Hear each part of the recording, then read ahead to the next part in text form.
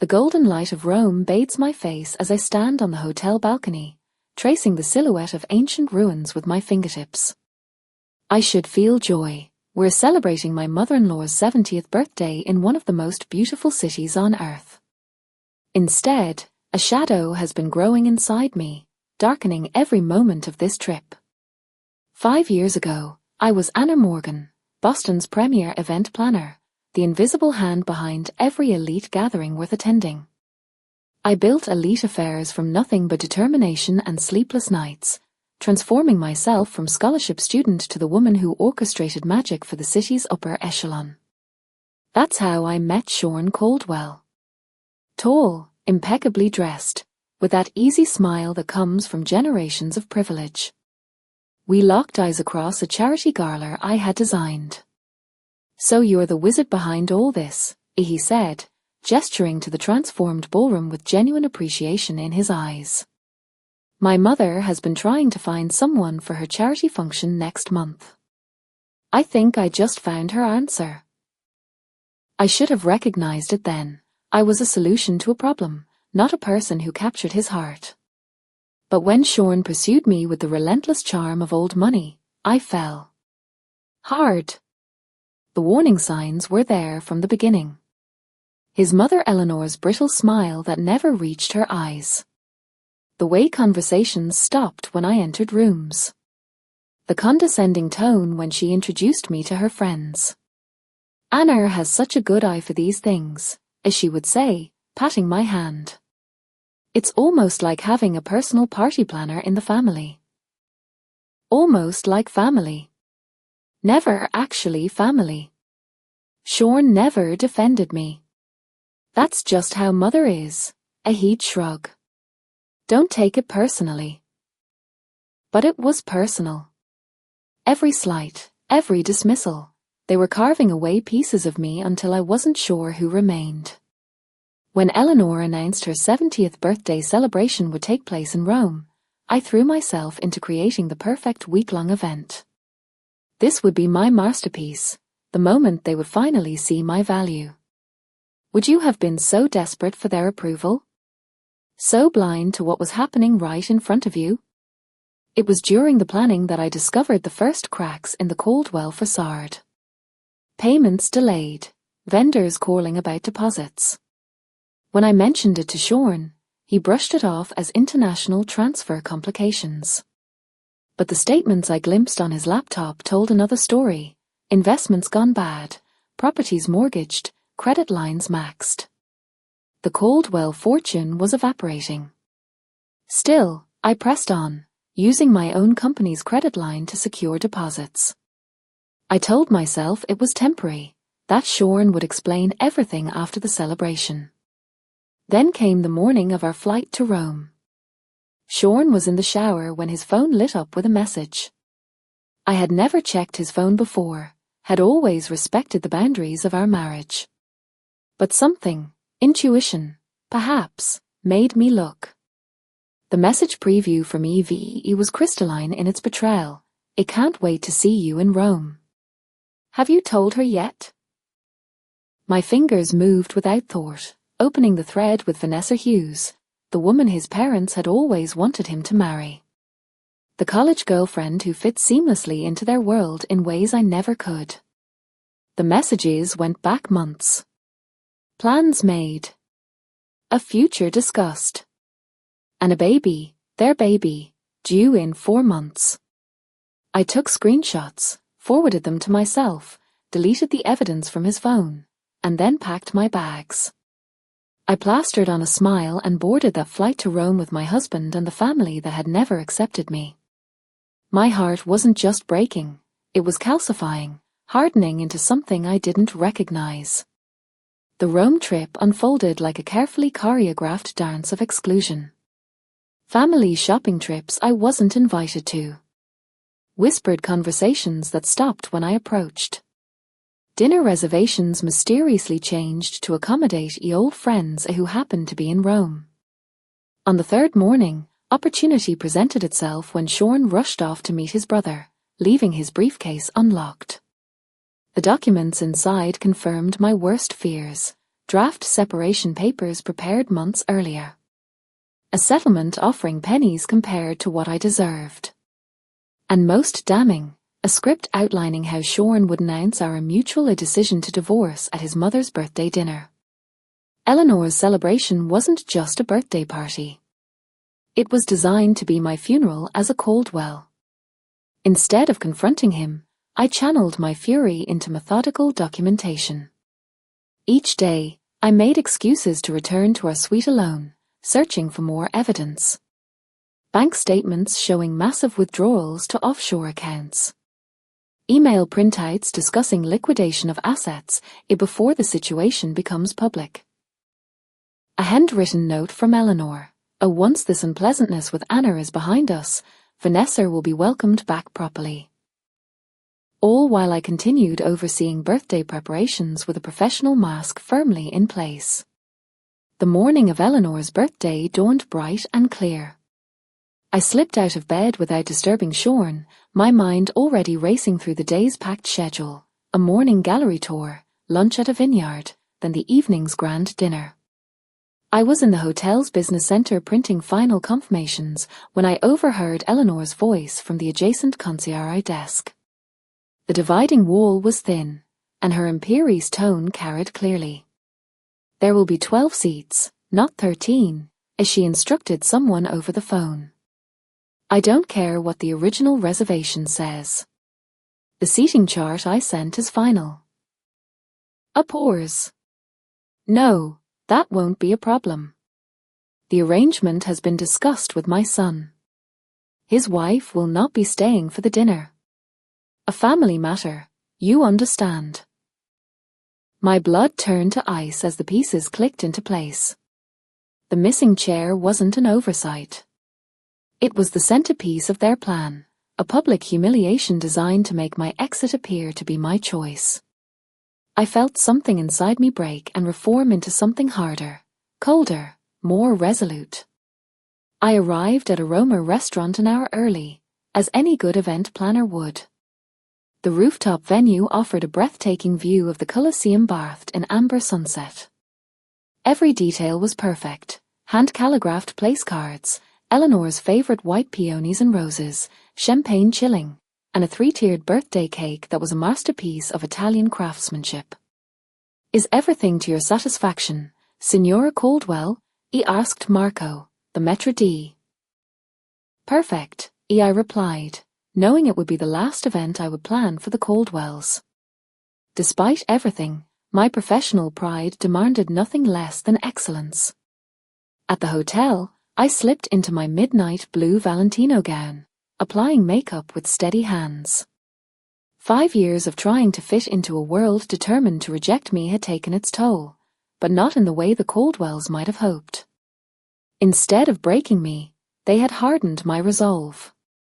We arrived at the restaurant together, ascending in the elevator to the rooftop. Sean placed his hand at the small of my back, a gesture that once felt intimate but now seemed performative for the benefit of the elevator attendant. The doors opened to reveal the stunning terrace I had designed, transformed into an elegant dining space under the stars. The Colosseum stood illuminated against the night sky, a testament to both grandeur and the inevitable fall of empires. How fitting. Eleanor entered first, greeted with enthusiastic applause. One by one, everyone moved toward the large round table that should have seated 13. I followed behind Sean, who moved purposefully toward his assigned seat next to his mother. I approached the spot where my place card should have been, only to find nothing. No chair, no place setting, no acknowledgement that I existed. For a moment, I stood frozen. Around me, conversations continued as everyone settled into their seats, studiously avoiding my gaze. The waitstaff, who had confirmed the seating with me just hours earlier, looked uncomfortable but remained silent. Is something wrong? Eleanor asked innocently, her voice carrying just enough to draw everyone's attention. There seems to be a mistake, I said, my voice calmer than I felt. My place setting is missing. The meticulously choreographed scene unfolded exactly as they had planned. Furrowed brows.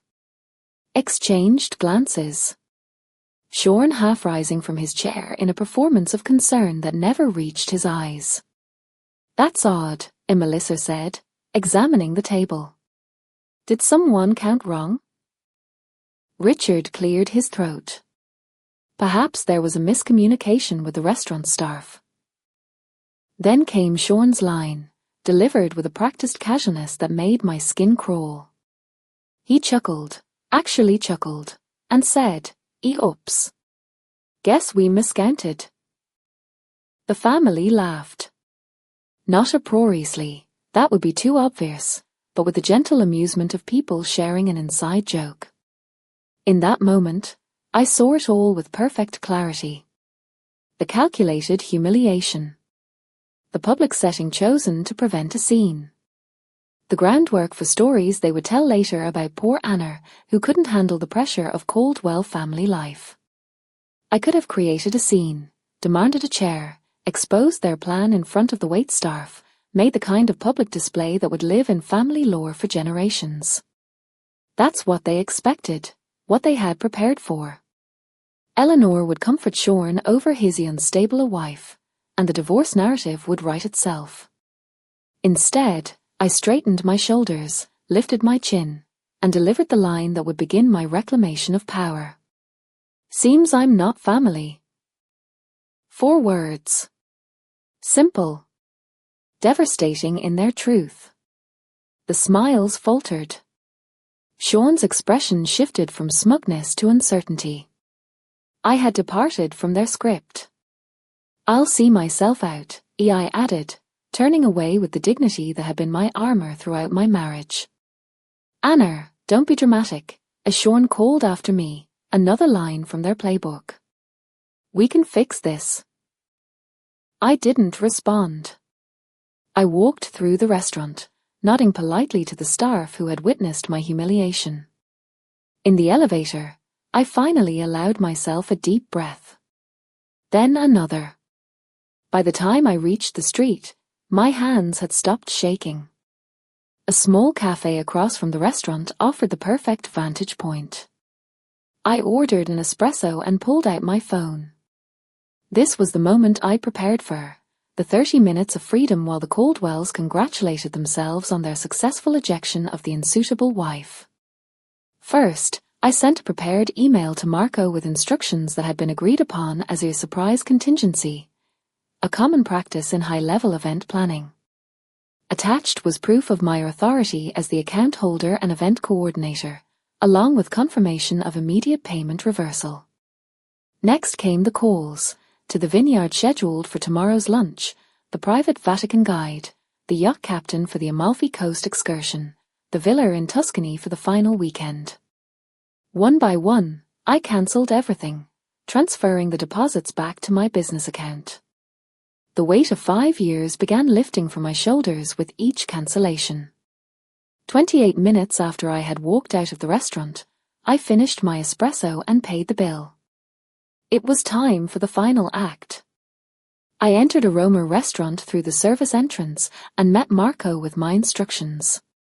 From a discreet alcove near the kitchen, I watched as he approached the Caldwell table with 2 staff members. He leaned down to speak quietly to Richard, who was seated at the head of the table opposite Eleanor. I observed as Richard's expression changed from polite interest to confusion to alarm. He pulled out his wallet, speaking more animatedly to Marco. The manager shook his head apologetically, showing Richard something on a tablet. By now, the entire table had noticed the disruption. Eleanor set down her fork, her regal posture betraying the first hints of tension. Sean was staring at his phone, presumably reading my latest text. "All deposits have been returned to my company account. All arrangements for the week cancelled. Your family financial issues are about to become very public. Enjoy your caviar." The scene unfolded like a perfectly choreographed ballet of chaos. Richard stood, his face flushed. Eleanor's hand flew to her diamond necklace, clutching it as if for support. Melissa was frantically whispering to her husband. Thomas pulled out his phone, presumably trying to verify what was happening. And Sean. Sean sat frozen, his face drained of color. Unlike the others, he understood the full implications. He knew what I had discovered about their finances. He knew what would happen if his mother's society friends learned that the Caldwells could no longer cover a dinner bill, let alone maintain their lavish lifestyle. My phone rang, Sean calling. I declined the call and watched as he stood abruptly from the table, nearly knocking over his chair as he stepped away to try again. This time, I answered. Anna, he hissed, his voice a mixture of fury and panic. What the hell do you think you're doing? Seems I'm not family, I repeated calmly. So I'm not responsible for family celebrations. You need to fix this right now. Do you have any idea how humiliating this is for my mother? For all of us? I have exactly the idea, Sean. That was the point. Where are you? His voice changed, desperation creeping in. We need to talk. I can explain about Vanessa, about everything. I'm sure you can. The problem is, I've seen the financial statements, Sean. I've seen the emails. I know the Caldwell empire is crumbling, and I know you've been hiding assets offshore before filing for divorce. His sharp intake of breath confirmed what I already knew. He had underestimated me, just as his family had from the beginning. Those were private. Yes, they were. Just like the text messages from Vanessa about the baby. Just like the script for announcing our divorce at your mother's birthday dinner. Just like the seating arrangement deliberately excluding me. Silence on the line. In the restaurant, I could see the manager now speaking to the entire table. Several other diners were watching with undisguised interest. The Caldwells' humiliation was becoming a public spectacle, exactly what they had planned for me. Anna, please, as Sean's voice had lost all its aristocratic confidence. You don't understand what this will do to us. I understand perfectly. That's why I did it. I ended the call and stepped out from my hiding place. It was time for my final appearance as a Caldwell. As I approached the table, 12 pairs of eyes turned to me, some angry, some fearful, all disbelieving. Eleanor spoke first, her voice shaking with fury. How dare you ruin my birthday? I smiled, feeling a strange sense of calm. I learned from the best, Eleanor. After all, isn't this exactly what you planned for me? A public humiliation? An orchestrated exit? The only difference is, I changed the ending. Richard stood. This is outrageous. You had no right. I had every right, I interrupted. Every contract, every reservation, every arrangement was in my name or my company's name. I simply adjusted the plans. You'll regret this, and Melissa spat. When Sean divorces you, you'll get nothing. That's where you're wrong. I replied, looking directly at Sean. I have copies of everything. The offshore accounts. The hidden assets. The fraudulent business dealings. I'm sure the IRS will find it all fascinating reading.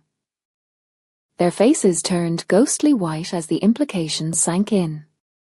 In that moment, I felt no triumph, no vindication, only a profound sense of liberation as I turned and walked away from the Caldwell family for the last time.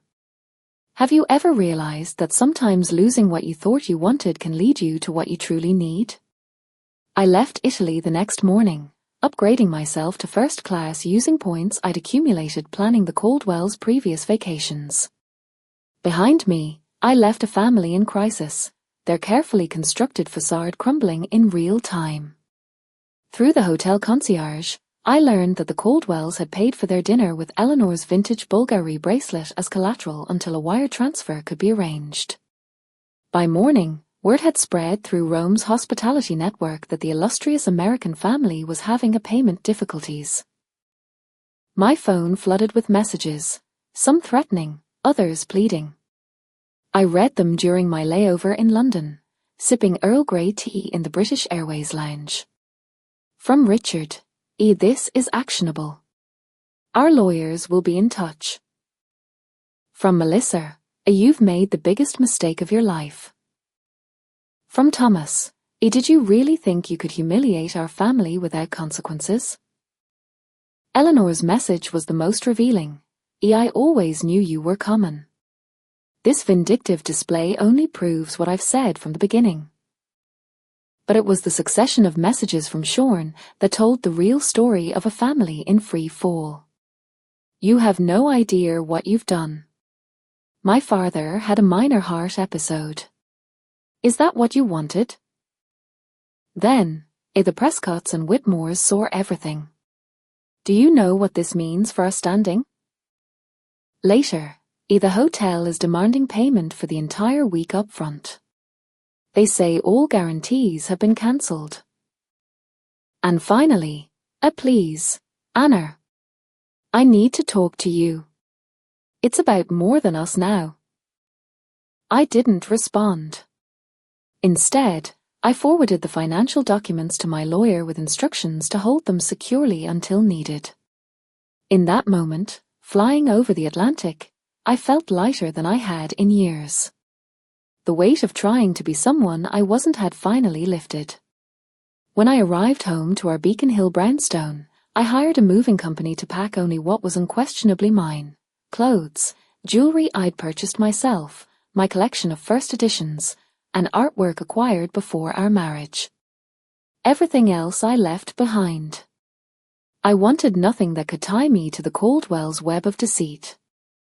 2 days later, the Boston Globe published a small item called Investment Group Faces Inquiry.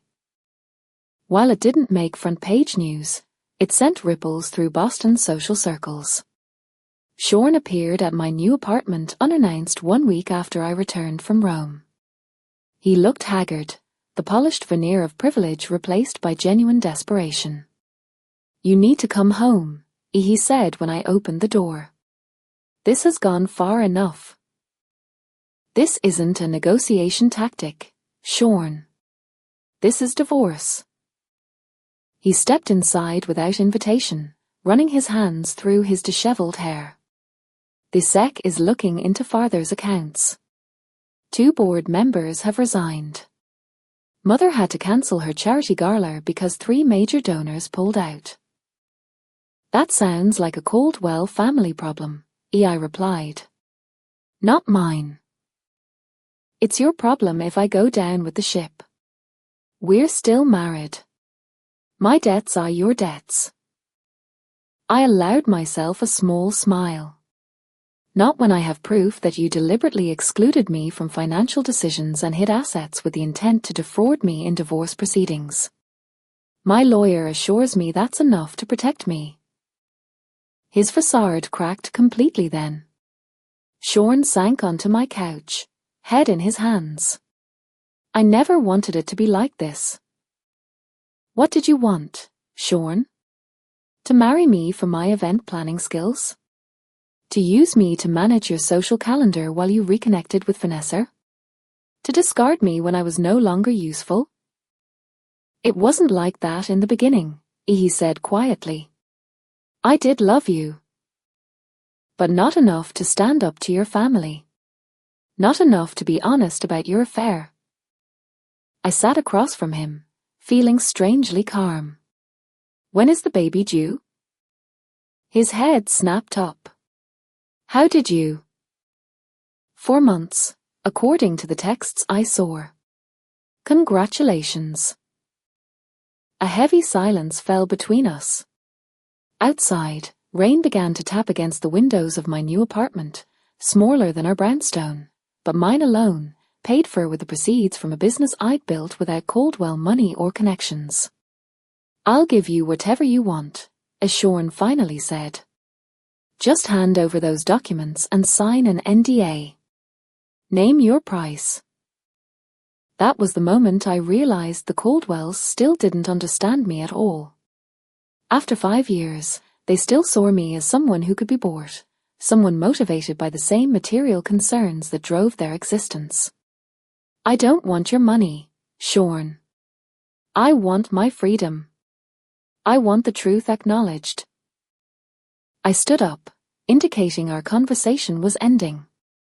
"The documents stay with my lawyer unless you try to drag me down with you. The divorce terms are simple. I walk away with what's mine, you with what's yours." "And Vanessa? The baby?" His voice was barely audible. "That's between you and your conscience. I hope you'll be a better husband to her than you were to me." "What would you have done? Let them discard you, or reclaim your dignity?" The scandal unfolded gradually over the following weeks. Eleanor's positions on 3 prestigious charity boards became emeritus rather than active. Vanessa's pregnancy became public knowledge when she was spotted at her obstetrician's office wearing an engagement ring, the timeline making it clear their relationship had resumed long before our marriage ended. My business thrived. Clients who had once looked down on me now appreciated my discretion and integrity. The story that circulated wasn't about a woman scorned, but about a professional who refused to be used and discarded. 6 months later, I received an invitation that made me laugh out loud, a request to bid on planning Eleanor Caldwell's next charity event. Apparently, desperation had overcome pride. I declined politely, citing a full schedule. On the 1-year anniversary of that night in Rome, I found myself planning another event in Italy, a celebrity wedding on the Amalfi Coast. As I stood on a terrace overlooking the Mediterranean, phone in hand and vendors at my command, I realized something unexpected. I was happy. Not despite the collapse of my marriage, but because of it. The Caldwells had tried to make me feel small, to reduce me to an accessory in their grand narrative. Instead, they had inadvertently freed me to reclaim my story. In losing what I thought I wanted, I had found what I actually needed, not acceptance from a family determined to reject me, but the courage to reject a life built on appearances. I raised my glass to the setting sun, toasting the empty chair that had shown me exactly where I belonged.